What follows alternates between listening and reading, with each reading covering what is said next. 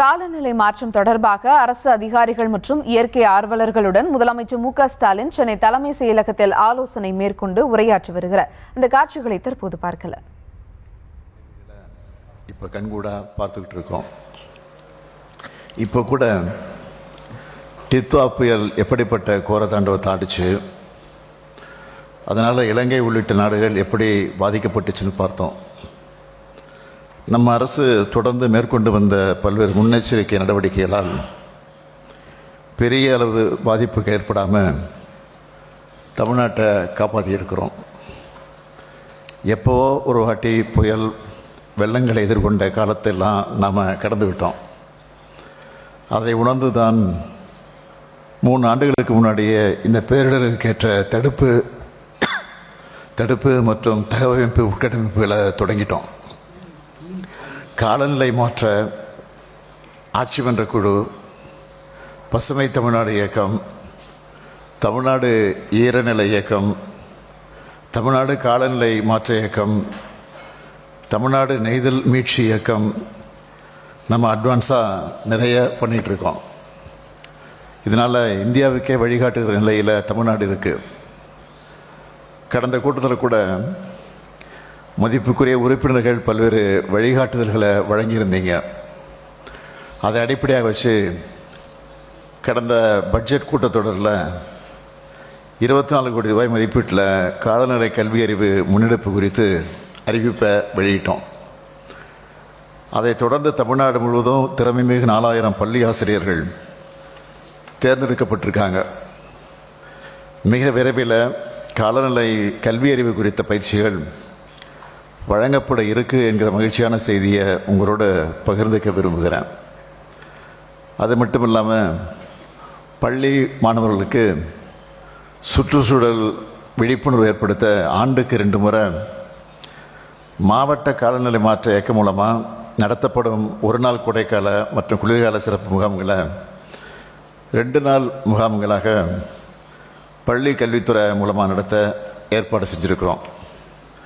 மேலும் cool roofing திட்டத்தை தமிழ்நாடு காலநிலை மாற்ற இயக்கத்தின் 2025-26 ஆண்டுக்கான செயல் திட்டத்தில் சேர்த்துருக்கிறோம். அம்பத்தூரில் இருக்க பெருந்தலைவர் காமராஜர் அரசு பெண்கள் மேல்நிலைப்பள்ளி வகுப்பறைகளில் கூல் ரூஃபிங் எனப்படுகிற அதிக வெப்ப பிரதிபலிப்பு மிக்க வெள்ளை பூச்சிகள் பூசப்பட்டிருக்கு.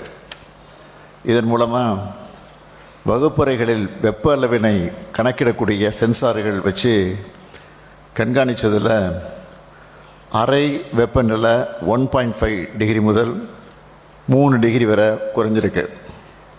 இது குறித்த அறிக்கையின் அடிப்படையில் இந்த திட்டத்தை தமிழ்நாட்டில் இருக்க 297 பசுமை பள்ளிகள்லையும் செயல்படுத்த போகிறோம்.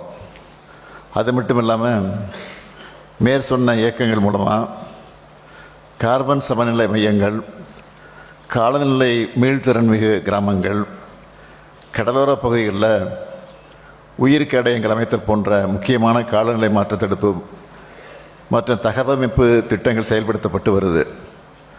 அதன் ஒரு பகுதியாக கடந்த அக்டோபர் மாதம் நீலகிரி, கோயம்புத்தூர் மற்றும் ராமநாதபுரம் மாவட்டங்களுக்கான கரிம நீக்க வழித்தடங்கள் குறித்த செயல் திட்டமும், தமிழ்நாட்டுக்கான காலநிலை நடவடிக்கை கண்காணிப்பு வலைதளமும் வெளியிடப்பட்டிருக்கு.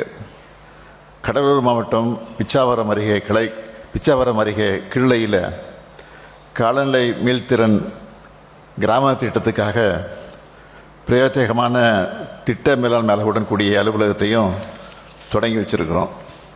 மேலும் அங்கே இருக்கக்கூடிய அரசு அலுவலகங்களில் சூரிய ஒளி மின்னாற்றல் உற்பத்தி, மக்களுக்கு வாழ்வாதார மேம்பாட்டுக்கான பயிற்சிகள், வெள்ள அபாயங்கள் ஏற்படாமல் இருக்க பக்கிங்ஹாம் கால்வாய் தூர்வாரப்பட்டு சீரமைத்தல், பிச்சாவரம் படகு குழாமுக்கு மின்னாற்றலில் இயங்கக்கூடிய படகு வழங்குதல் ஆகிய பணிகள் மேற்கொள்ளப்பட்டு அந்த கிராம காலநிலை மீள்திறன்மிகு கிராமமாக மாற்றுவதற்கான முதல் படி எடுத்து வைக்கப்பட்டிருக்கு.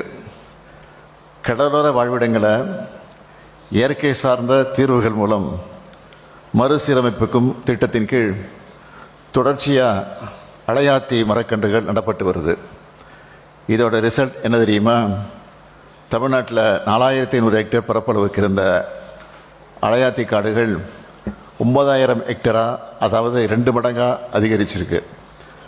இந்த சாதனையில் பங்கு வகித்த எல்லாருக்கும் இந்த நேரத்தில் என்னுடைய பாராட்டுக்களை நான் தெரிவிச்சுக்கிறேன்.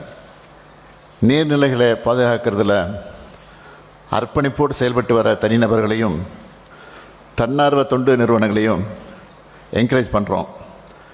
மாவட்டத்துக்கு ஒருத்தர்னு 38 பேருக்கு கடந்த ஜூன் 5 உலக சுற்றுச்சூழல் நாளில் 1 லட்சம் ரூபாய் ரொக்க பரிசுடன் கூடிய முதலமைச்சரின் நீர்நிலை பாதுகாவலர் விருது வழங்கியிருக்கிறோம். தமிழ்நாடு மாசு கட்டுப்பாட்டு வாரியத்தின் மூலம் நிலைத்தகு நடைமுறைகளை பின்பற்றும் தொழிற்சாலைகளுக்கு தன்னார்வ பசுமைத்தர சான்றிதழ் வழங்கக்கூடிய திட்டமானது தொழிற்சாலைகளால் ஏற்படுகிற உமிழ்களை கட்டுப்படுத்த உதவும்னு நம்புகிறோம்.